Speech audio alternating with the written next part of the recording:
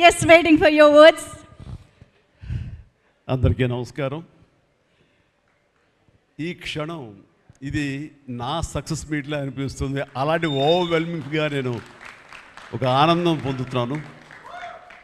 ఎందుకో తెలీదు, ఇక్కడ కావలసిన ఉన్న వాళ్ళందరూ కూడా నాకు ఎంతో కొంత ఎప్పటి నుంచో పరిచయం ఉన్నవాళ్ళు, ఎంతో ఆప్యాయత పంచుకున్నవాళ్ళు.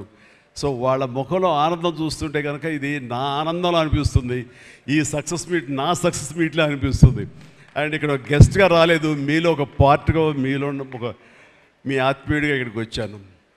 అండ్ ఈ సినిమాకి ముందు నేను నాకు కలిసినప్పుడు ఎట్లా ఉంది, ఏంటి సినిమా మీది రాబోతుంది కదా అంటాను. డిఫరెంట్ క్యారెక్టర్ నేను అటెంప్ట్ చేశాను. And Dhanush is a lead character. అంటే అదే నాకు ఎట్లాగా ఒప్పుకున్నామంటే తెలియదండి. రెగ్యులర్గా ఈ హీరో క్యారెక్టర్స్ ఇలాంటివన్నీ చేస్తూ నాకు ఎక్కడో కొంచెం డిఫరెంట్గా చేయాలి, కొత్త హొరైజన్ గేట్లు ఓపెన్ చేయాలనిపిస్తుంది. ఈ సినిమా నాకు అలా ఉపయోగపడుతుందని అనిపిస్తుంది. అంటే దాని వాళ్ళ సినిమా చూశారు, అది 100% కరెక్ట్. తను కూడా అదే అక్నాలెడ్జ్ చేశాడు.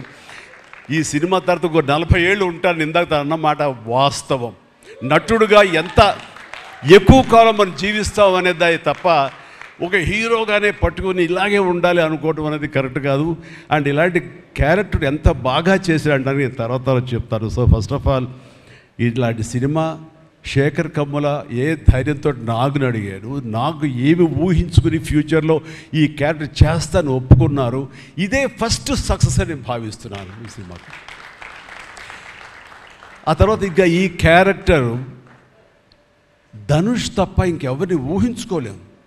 ధనుష్ ఒక్కడే దీన్ని న్యాయం చేయగలడు. తన పెర్ఫార్మెన్స్లో అనిపించింది క్యారెక్టర్ చూసిన తర్వాత. నిజంగానే తిరుపతిలో సినిమా చూస్తుంటే తిరుపతిలో ఓపెన్ చేసినప్పుడు కింద ఒక యాక్సిడెంట్ అయ్యే ముందు బెగ్గర్స్లో కూర్చున్నప్పుడు ధనుష్ అని గుర్తించాలి. నాకు ఆ పరిగెత్తేంతో నాకు గుర్తించలేకపోయాను. అంతగా క్యారెక్టర్లో యూ ఇన్వాల్వ్ సో మచ్. నీ గెటప్ కానీ అన్నీ కానీ సో అంటే అక్కడ తెలిసిపోతుంది తన డెడికేషన్ ఏమిటో ఆర్టిస్ట్ గారు అది. అండ్ ఈ సినిమా ఇది నేను ఒక ఎక్స్పీరియన్స్ తప్ప నాకు ఒక సినిమాగా నేను చూడలేదు, ఒక వాస్తవంగా జరుగుతున్నదిగా అనిపించింది నాకు. అండ్ శేఖర్ కమ్ముల డీటెయిల్డ్గా నేను మిగతా అందరి నుంచి మాట్లాడే ముందు అసలు నువ్వేమిటి, నీ ఆలోచన విధానం ఏమిటి అనేది ఇట్స్ ఎంటైర్లీ డిఫరెంట్. 25 సంవత్సరాల పాటు నువ్వు అనుకున్న విధంగా, నువ్వు అనుకున్న క్యారెక్టర్స్ తోటి, నువ్వు అనుకున్న కంటెంట్ తోటి 10 సినిమాల కంటే ఎక్కువ చేయకపోయినా సరే ఒక్కొక్కటి ఒక ఆణిముత్యంలాగా చేసుకుంటూ ప్రజల గుండెలో, ప్రేక్షకుల గుండెలో ఒక సుస్థిరమైన స్థానం ఏర్పరచుకున్నావు. అండ్ ఆ మధ్యకాలంలో మీరు నా ఒక పోస్టర్, మీరు 25 years పోస్టర్ మీరు రిలీజ్ చేయాలని అనుకున్నప్పుడు అది మీట్ అవ్వడానికి, అతనికి టైం ఇవ్వడానికి నాకు నిజంగా 3-4 days పట్టింది. అంత పంతం అంత పట్టింపు ఏంటి నేనంటే, సార్ మీకు గుర్తుందో లేదో, మీ 88లో మీ సినిమా స్టేట్ రౌడీ షూటింగ్ ఈ రోడ్ల మీద జరుగుతున్నప్పుడు నేను ఫస్ట్ టైం మిమ్మల్ని చూశాను. నేను ప్రేమించే మనిషి నా ఎదురుగా ఉన్నాడు, కలిస్తే బాగుండు అనుకుంటే పోలీసులు ఎవరు రాని పరిస్థితి. కానీ మీరు ఎందుకు నన్ను చూసి ఇటు రాని పిలిచారు, నన్ను ఒక్కడనే పిలిచారు, నేనే మీ దగ్గరికి వచ్చాను. నేను ఎందుకు పిలిచానంటే అతను అందరికన్నా హైట్ ఉన్నాడు కాబట్టి ఏదో తాపత్ర పడుతుంటే రమ్మని పిలిచి ఉంటాను తప్ప అతనేమనుకున్నాడంటే నా లోపల భావాలు కానివ్వండి, నేను ప్రేమ కానివ్వండి నేను వ్యక్తం చేయగలిగాను, అది కరెక్ట్గా కనెక్ట్ అయింది అని తను అనుకున్నాడు. బట్ ఏమనుకున్నా సరే వచ్చిన తర్వాత నన్ను మీట్ అయిన క్షణం ముందు వరకు భవిష్యత్తులో ఏం చేయాలో తెలియదు, ఎడ్యుకేషన్ ఉంది కాబట్టి ఎటు వెళ్ళాలో తెలియనటువంటి 17-18 years ఉంటాయి అప్పుడు అతనికి. 36 years అయిపోయింది కలిసి, ఫస్ట్ టైం కలిసి. ఆ క్షణాన నన్ను చూడగానే, నాతోటి కూర్చోగానే, నాతో మాట్లాడగానే, నేను నా షేక్ హ్యాండ్ తీసుకోగానే ఆ క్షణం డిసైడ్ అయిపోయింది. యాంబిగ్యూటీ డౌట్ లేదు, ఖచ్చితంగా నేను సినిమా ఇండస్ట్రీలో సెటిల్ అవ్వాలని ఆ రోజు నిర్ణయించుకొని తను చెప్పడం అన్నది నాకు ఎనలేని సంతోషంగా ఉంది. నేను గర్వించే, నన్ను ప్రేమించే మనిషి, నన్ను అభిమానించే మనిషి ఈ రోజున ఈ స్థాయిలో ఉండి ఇంతమంది చేత ప్రశంసలు పొందుతున్నాడంటే కనుక హ్యాట్స్ ఆఫ్. ఇది గర్వం నీవు కాదు, నీలాంటి వ్యక్తి నన్ను ఇన్స్పిరేషన్గా తీసుకుని ఇందులో ఇండస్ట్రీ వచ్చి నీ సొంత టాలెంట్ తోటి, నీ సొంత ఆలోచనతో, నీ కమిట్మెంట్ తోటి ఈరోజు ఈ స్థాయికి ఉన్నందుకు ఫస్ట్ ఆఫ్ ఆల్ ఈ సిల్వర్ జూబ్లీ ఇయర్ సందర్భంగా మనస్ఫూర్తిగా నా అభినందనలు మరొకసారి తెలియజేస్తాను. శేఖర్ కమ్ముల ప్లీజ్. అంటే శేఖర్ కమ్ముల సినిమాలు నేను ఎప్పుడు చూస్తూనే ఉన్నాను, అన్నీ చూసాను దాదాపుగా. అది వాస్తవానికి నిజానికి చాలా దగ్గరగా అనిపిస్తాయి. అంటే తన ఫస్ట్ పిక్చర్ చూస్తుంటే ఆ క్యారెక్టర్స్ ఆనందం, రూప వీళ్ళు ఎలాగున్నారు, ఇంకా ఉండుంటారు కదా అని ఆ క్యారెక్టర్స్ కనబడి తప్ప ఆ యాక్టర్లు కనపడరు. వాళ్ళ తర్వాత చేసిన సినిమాలు మనకు గుర్తుకు రావు. దీంతో కనెక్ట్ అవ్వదు. అలాగే ఫిదా, భానుమతి, వరుణ్, అలాగే ఈ ప్రతిభలో శ్రీరామ్, గోదావరిలో శ్రీరామ్, సీతా మహాలక్ష్మి, ఈ క్యారెక్టర్స్ కనపడతాయి. ఎందుకో చూడండి, ఈ సినిమాలో కూడా ప్రతి ఒక్కరు ధనుష్ని దేవా అంటున్నారు, నా ఫ్రెండ్ ఏమో దీపక్ అంటున్నారు తప్ప పేర్లు పెట్టి ఎవరు పిలవట్లేదు, గుర్తుంచుకోవట్లేదు. గబుక్కుని దేవాను వస్తుంది. నాకు అలాగే అనిపిస్తుంది ఇప్పుడు. అంటే క్యారెక్టర్ని అంతగా ప్రొజెక్ట్ చేస్తారు. ఇంతకంటే బెస్ట్ ఎగ్జాంపుల్ లేదు. ఎప్పుడో చూసి సినిమాలకి ఆ క్యారెక్టర్స్ పేరు, నా సినిమాలో నా క్యారెక్టర్స్ నాకు పేరు గుర్తుండవు నాకు. అలాంటిది తన సినిమాలో క్యారెక్టర్స్ ఇప్పటికీ గుర్తున్నాయి నాకు. రూప అనే పేరు ఎందుకు గుర్తుందంటే అందులో తండ్రి పాత్ర మెంటల్గా రిటార్టెడ్, రూపాన్ని పిలుస్తాడు. ఆనంద్ అఫ్కోర్స్ హీరో పేరు, అది గుర్తుండిపోయింది. అట్లాగే వరుణ్ సినిమాలో ఫిదాలో భానుమతి సెపరేట్ కేజ్ అంటుంది కదా ఒక డైలాగు, సెపరేట్ పీస్ ఏదో అంటుంది. అలాగే హైబ్రిడ్ పెళ్ళి అంటుంది.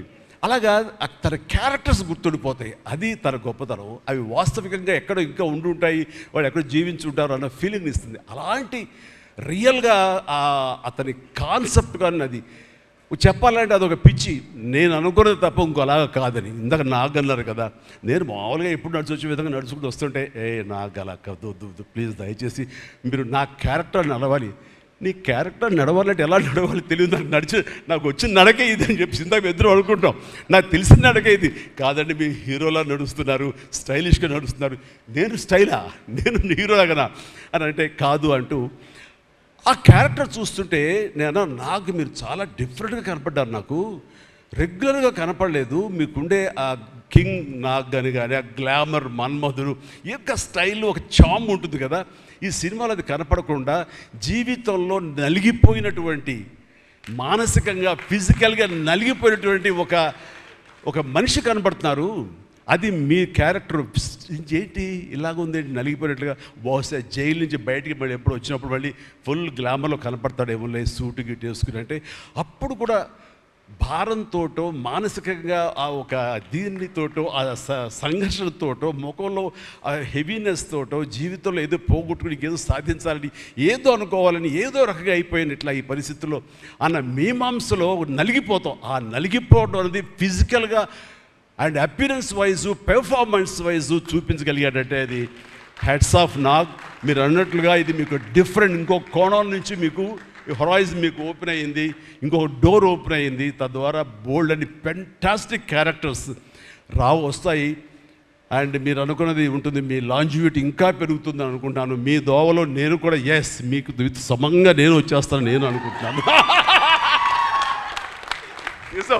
అంటే ప్రతిసారి నాకు అన్ని విషయాల్లో కూడా నాకు సోర్స్ ఆఫ్ ఇన్స్పిరేషన్ అనిపిస్తుంది.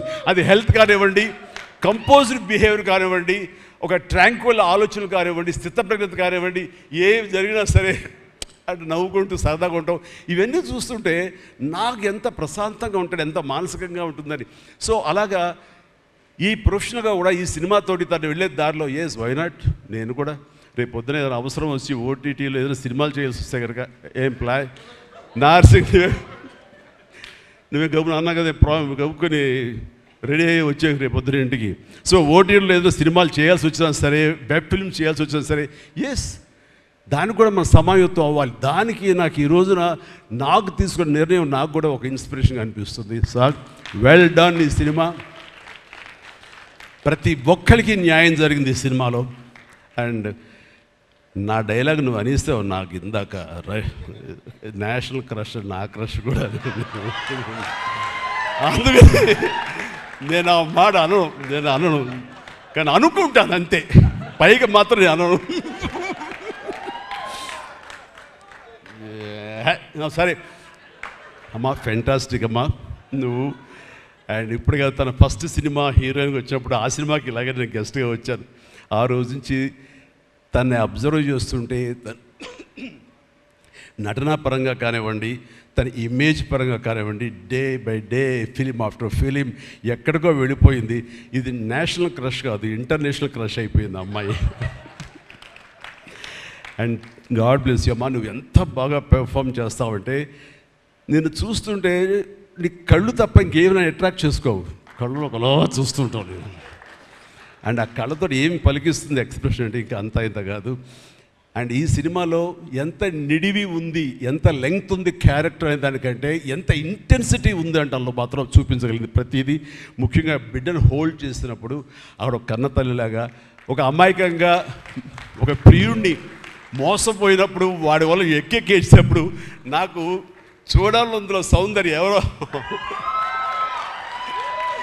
సౌందర్య వచ్చేసి అప్పారావు వస్తాడు ఇంకా అందుకోసం వెయిట్ చేస్తానంటే పిచ్చమొహం అన్నట్టు ఫీలింగ్ వచ్చింది. అంత అమాయకురాలాగా ఉంది. అది మళ్ళీ ఇందులో కనిపించింది నాకు, ఆ సౌందర్య కనిపించింది ఆ క్యారెక్టర్ చేయటంలో. You done fantastic job. ఆ తర్వాత సీరియస్నెస్గా పెంచుకుంటూ, ఆ తర్వాత దేవాకి సపోర్ట్గా ఉంటూ అండ్ దేవాన్ని ఓన్ చేసుకునే విధంలో మాత్రం నీ ట్రాన్స్ఫర్మేషన్ కానీ నీ characterization well designed and well performed. Fantastic అమ్మా, ఫెంటాస్టిక్. అండ్ ఇంకా మిగతా క్యారెక్టర్స్ అందరూ అన్ని రకాలుగా అన్నీ బాగా చేసినా సరే నిజంగా చెప్తాను, హృదయానికి హత్తుకుపోయిన క్యారెక్టర్ ధనుష్. అంటే ఈ క్యారెక్టర్కి ధనుష్ తప్ప ఇంకెవరు లేరని, ఇంకెవరు చెయ్యలేరు. ష్యూర్ ఇంకొక హీరో లేడు. అంత పెర్ఫార్మ్ ఇచ్చి హీరో ఇమేజ్ ఉండి, స్టార్ ఇమేజ్ ఉండి, అన్ని రకాల కాంబినేషన్లో ఉండి చేసే మనిషి అంటే the own and only star in India is Dhanush. ధనుష్ని మైండ్లో పెట్టుకుని ఈ క్యారెక్టర్ డిజైన్ చేసావా శేఖర్? లేదు, నీ క్యారెక్టర్కి అతను అనుకోకుండా సరిపోయాడా అని అంటే నాకు లేదు. నువ్వు ధనుష్ని దృష్టిలో పెట్టుకుని ఈ క్యారెక్టర్ డిజైన్ చేసేవేమో అనుకో అనిపిస్తుంది నాకు. ఎందుకంటే ఈయన సపోజ్ నేను చేయలేని శేఖర్, వెరీ సారీ సార్, நான் ரொம்ப பிஸியாக இருக்கேன், நான் பண்ண முடியாது అని சொன்னா என்ன பண்ணுவேని? ఎవరున్నారు చేయడానికి? నన్ను అడిగితే నా వల్ల కాదు, నాకు వద్దని బాబు ఈ కష్టాలు ఇవి నాకు ఇలా ఎవరు లేరు. అంత న్యాచురల్గా ఆ క్యారెక్టర్లో ఇమిడిపోయి ఆ క్యారెక్టర్ని అంత బాగా చూపించడం అనేది ధనుష్ తప్ప ఇంకెవరు లేరు. ధనుష్ నీకు బెస్ట్ యాక్టర్ అని చాలా మామూలు అయిపోయింది. మాకు ఎప్పుడైనా వస్తే వావ్ నాకు వచ్చిందో నేషనల్ బెస్ట్ యాక్టర్ అనుకోవాలి తప్ప నేను. బట్ నీకు ఇది మామూలు అయిపోయింది. మళ్ళీ ముందస్తుగా నీకు అడ్వాన్స్గా చెప్పేస్తున్నాను, నీకు కంగ్రాట్స్. నీకు బెస్ట్ యాక్టర్ అనేది ఖచ్చితంగా రావాలి. లేకపోతే అందుకే నేషనల్ అవార్డ్స్కి అనేదానికి మళ్ళీ అర్థం లేదు. బట్ అది నీకు ఇది మామూలే, కానీ నీకు ఈ సినిమాకి వస్తే కనుక ఇందులో ప్రతి ఒక్కరికి అది గర్వకారణం. అది definite you will win. Fantastic. ఇక ప్రొడ్యూసర్స్గా మన సునీల్ ఉన్నాడు. సునీల్, భారత్ వీళ్ళిద్దరికంటే కూడా వాళ్ళ నాన్నగారు నాకు అత్యంతమైనటువంటి గౌరవనీయులు. అంత పెద్ద మనిషి ఆయన, అంత నిక్కార్సైన మనిషి. ఈ సినిమా బిజినెస్లో అంత ఆనెస్ట్తో ఉండే మనుషులు ఎవ్వరు లేరు. నాకు తెలిసి నాగార్జున ఎవరి కాళ్ళకి దండం పెట్టడు, ఒక్క మీ నాన్నగారికి తప్ప. ఆయన నాకు అంతే ఇష్టం, నేను ఆయనకి అలాగే ప్రణామం చేస్తాను. అంతటి ఇది ఆయనకు పుట్టిన బిడ్డలుగా ఆయన గౌరవాన్ని కాపాడుతూ ఆయన లెగసీని కంటిన్యూ చేస్తూ మీరిద్దరు ముందుకు వెళ్ళటం, మీరే కాకుండా థర్డ్ జనరేషన్ జాన్వి కూడా అదే దాంట్లో వెళ్ళటం అనేది జరుగుతుంది. మొన్న ఒక మాట అన్నావు, చెప్పచ్చు కదా? చెప్పనా? ఓకే సార్, మళ్ళీ మాకు సినిమా చేయాలి సార్. మీరు వద్దులేవా, మీరు అది రకరకాలు చేసుకుంటున్నారు కదా మళ్ళీ ఎందుకు అని. సార్ మా నాన్నగారు మీ సినిమాలో డిస్ట్రిబ్యూట్ చేసి మేము బాగా డబ్బులు గడించాం సార్ అప్పుడు నైజాంలో. మీరు అప్పుడు నైజాంలో మీ సినిమాలు అంటే నైజాం కింగ్ అనుకునేవాళ్ళం మేము.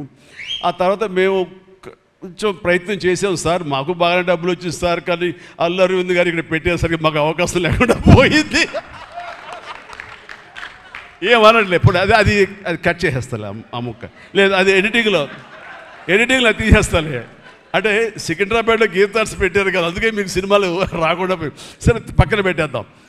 ఆ తర్వాత మీ థర్డ్ జనరేషన్ జాహ్నవి సినిమా తీసి ప్రొడ్యూసర్గా అమ్మాయి రావాలనుకుంటుంది అనుకున్నప్పుడు I wish all the best for her. ఎప్పుడు కలుస్తాను అన్నాను. అదేదో మీరు ఇస్తే మీతోటి అమ్మాయి అడిగిన 3 జనరేషన్స్లో మా ఫ్యామిలీతోటి మంచి సంబంధం ఉన్నట్లు అవుతుంది అన్నారు. పాప మీ నాన్న అడిగారు, ఇంటికి వచ్చి చెప్పారు లేదో నాకు తెలియదు, బట్ వీఆర్ డూయింగ్.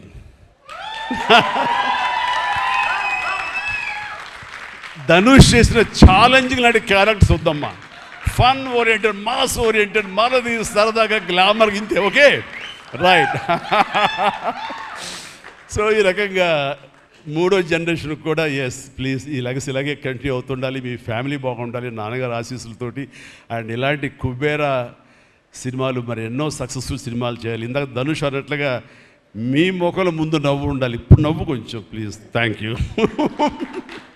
మీరు నవ్వుతూ ఉంటేనే మా అందరికీ నవ్వు ఉంటుంది, మేము నవ్వుతూ ఉంటాం. Thank you. అండ్ మిగతా టెక్నీషియన్స్ పరంగా చూస్తే కనుక నికేత్ కెమెరామెన్, డిఓపి నేను ఎప్పుడు చూడలేదు. Hi Niket, I haven't seen your films. I don't remember even. But the way you are presenting yourself here is very much appreciable. I could see the energy, what you are pouring here, definitely it will reflect on the stage. Otherwise, Nagaja would have been praised you so much. And you also grab my attention. And future, I don't know, yes, maybe. And you have done a fantastic job. So initially when villain scenes are happening, that time I could see the top floor swimming pool. There I could see the richness of the film. So hardly they would have spent anything. So riches comes not because of the money. Riches comes with your viewfinder. So that way our credit goes to the whole film has grabbed attention and it looks very rich. So definitely please, I will awaiting you in future, and all the very best. Good luck. Done a great job as far as the camera is concerned. And then మా యోగేశ్వరుడు మా పెద్ద అనుకోండి పాపం లేని వయసు వద్దు sir కూర్చోండి sir మీరు లెగించండి please sit down take your seat sir మీరు లెగదు సార్ మమ్మల్ని ఇబ్బందిగా ఉంటుంది. ఇద్దరం చాలా నువ్వు అనుకుని మాట్లాడే పరిచయం మాకు శుభలేఖ సినిమా నుంచి 1980 నుంచి వీఆర్ వర్కింగ్ టుగెదర్. ఈ మధ్యకాలం వరకు కూడా ఎప్పుడైనా సెట్కి వస్తాడు, రాగానే సినిమా అడుగుతాడేమో, నెక్స్ట్ సినిమా ఏం చేద్దాం అడుగుతాడంటే, బాబాయ్ ఈసారి మీ ఇంటి నుంచి నాకు ఆవకాయ పచ్చడి రాలా అంటాడు. Mango pickle, as for mango pickle from my house. So ఈసారి పంపించాను బాబు, వస్తుంది. శుభం. ఫెంటాస్టిక్. నువ్వు ఈ వయసులో కూడా ఇంత బాగా పనిచేస్తున్నావు, ఇంత కష్టపడుతున్నావు అంటే కనుక అవసరమా అనిపిస్తుంది. రిటైర్ అవ్వచ్చు కదా, హ్యాపీగా రెస్ట్ తీసుకోవచ్చు కదా అని. కానీ మన సోల్స్ అవే, రిటైర్మెంట్ అది తీసుకోలేము. కష్టపడి పనిచేయటంలోనే మనకు ఆనందం ఉంటుంది, కష్టపడి పనిచేయటంలోనే ఈ ఇష్టమైన పురుషుల్లో మనం ఉంటాం. మన లాంజివిటీ ఉండాలి అంటే మనం ఇందులోనే ఉండాలి ఖచ్చితంగా. అండ్ భగవంతుడు ఇంకా సంపూర్ణ ఆయురారోగ్యాలు ఇవ్వాలి. నాన్నగారు ఆయన పనితనం నాకు గుర్తుంది, ఆయన దగ్గర కూడా పనిచేశాను నేను, అలాగే ఇప్పుడు నీతో కూడా పని కొనసాగిస్తున్నాను. అండ్ ఈ సినిమాలో నువ్వు పార్ట్ అవటం అనేది it is great, wonderful Tarani, please. And ఇక్కడ చూస్తుంటే యంగ్స్టర్స్ ఎంత ఎంతూజియాస్టిక్గా ఉన్నారంటే, వాళ్ళందరినీ పేరున నేను పిల్లలని కానీ యంగ్స్టర్స్ అంటే ఇండస్ట్రీ ఎంత ఫ్రెష్గా, ఎంత యంగ్స్టర్స్ తోటి ఎనర్జీతో ఉంది అంటే అంత అయితే కాదు. నాకు అనిపిస్తుంది అబ్బా మన ఇండస్ట్రీ ఏమైనా ముసలిదైపోయిందా అని అనిపిస్తుంది అప్పుడప్పుడు అద్దంలో మమ్మల్ని మేము చూసుకుంటూ. కానీ ఈరోజు ఇక్కడ చూస్తుంటే కనుక ఇంతమంది యంగ్స్టర్స్ తోటి అండ్ చాలా బబ్లింగ్గా చాలా బాగుంది. ఈ ఇండస్ట్రీ కొనసాగాలి ఎలాగే అంటే కనుక మీలాంటి యంగ్స్టర్స్ రావాలి. ఇలాంటి యంగ్స్టర్స్ వల్లనే మేమంతా పుంజుకుంటాం.